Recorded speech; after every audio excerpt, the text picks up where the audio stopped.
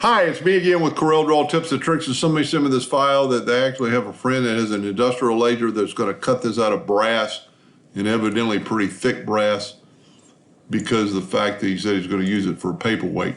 So I'm just going to get rid of all the colors. I'm just grabbing everything. I'm going to left click, no fill. And also, some of these lines are not hairlines, and you're going to need them all hairlines. So I'm going to suggest you turn them red. I'm right clicking. Go down here and just make them all hairlines. Now they're all hairlines. We're going to set our nudge factor on 3 inches, and we're going to grab all the parts of this M, and we are going to go ahead and take the circle. Whoop. Try to grab just the circle. Let me zoom in here.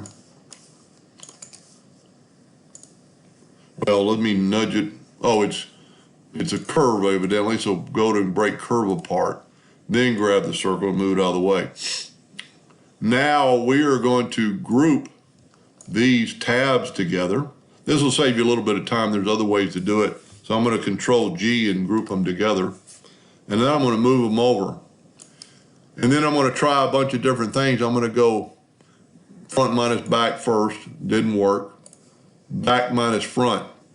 And there's what he wanted. And then just nudge it back. So now, when you smart fill this with brass colored, that will be your cutout. So everything in white will fall out. Everything in red will stay attached. Anyway, I hope it helped him a little bit. Thank you for watching.